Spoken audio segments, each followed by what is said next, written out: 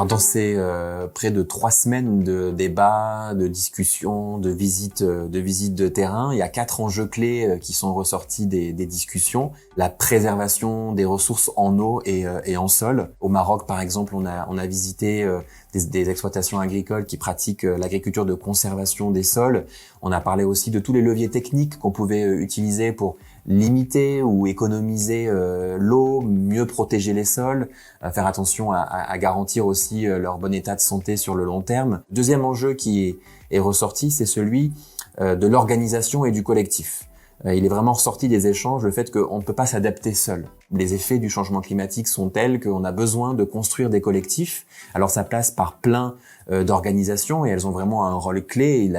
Ce rôle a été rappelé pendant les échanges. C'est le rôle des coopératives bien sûr, mais aussi des groupements d'intérêt économique ou les groupements de producteurs, les groupements aussi interfilières ou au contraire intraprofessionnels. Ce collectif aussi, les producteurs ont insisté sur le fait qu'on a besoin de partager et donc d'avoir peut-être des fermiers modèles, des fermiers pilotes, parce que s'il y a vraiment un enjeu important qui est ressorti de ces échanges interrives, c'est la question de la proximité.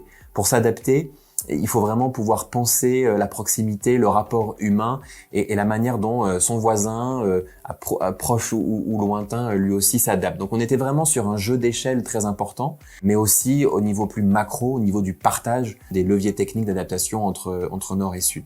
Le troisième enjeu clé qui est ressorti des discussions, c'est ce qu'on pourrait décrire comme une forme de nouvelle carte agricole en Méditerranée en raison du changement climatique. On a publié des travaux sur, par exemple, la migration des cultures de la vigne et du vin avec ces cépages qu'on va avoir d'ici 2100 remonter en raison du changement climatique ou qu'on retrouve aussi sur le blé, l'olivier qui sont des cultures traditionnelles en Méditerranée.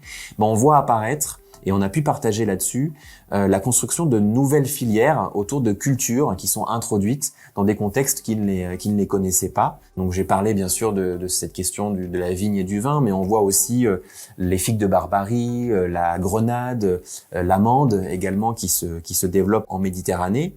Alors sur le plan technique, on a des référentiels pour installer ces productions, donc ça existe. Les expériences sont déjà très très fortes et très présentes. On a visité plein d'exploitations dans le sud de la France ou ailleurs en Égypte qui essayent ces nouvelles cultures. Mais ce qui est ressorti et ce qui est très important, c'est qu'il faut structurer, il faut sécuriser des marchés. Les producteurs, ils produisent avant tout pour répondre à une demande. Donc il faut l'organiser peut-être par des signes de qualité, par de la contractualisation avec la grande distribution ou avec des formes de marché de proximité. Le dernier enjeu qui est ressorti de ces discussions et qui est particulièrement important, c'est celui du fait que aujourd'hui, le financement reste encore à bâtir. Les outils de financement pour permettre de dérisquer, donc de partager le risque de la transition et de la transformation des pratiques, lui reste encore à bâtir et c'est un chantier clé. Bien sûr, il y a des fonds qui existent. Les mobiliser, c'est parfois là où se trouve la difficulté. Il faut construire un projet. Il faut pouvoir aussi identifier ce qui relève vraiment de l'adaptation et donc ce qui peut être éligible à des fonds climat, à des prêts qui soient fléchés vers ces transitions. Donc peut-être avoir une forme de labellisation, de label autour de l'adaptation. Et puis un élément très important qu'on n'a pas forcément toujours en tête, c'est la question de l'accompagnement des acteurs du financement, que ce soit les responsables de marchés agricoles dans les banques ou les intermédiaires des producteurs ou dans les institutions de microfinance, qui est un levier important du financement de l'agriculture en Méditerranée. Bref, il faut accompagner ces acteurs-là pour qu'ils soient conscients, qu'ils connaissent les enjeux liés à l'adaptation au changement climatique et donc puissent délivrer le meilleur accompagnement, les meilleurs services auprès des producteurs. Là encore une fois, la question de la proximité, de la connaissance du terrain et du lien qu'on entretient avec les producteurs est vraiment ressorti comme étant un pilier essentiel de la coopération et de l'adaptation au changement climatique.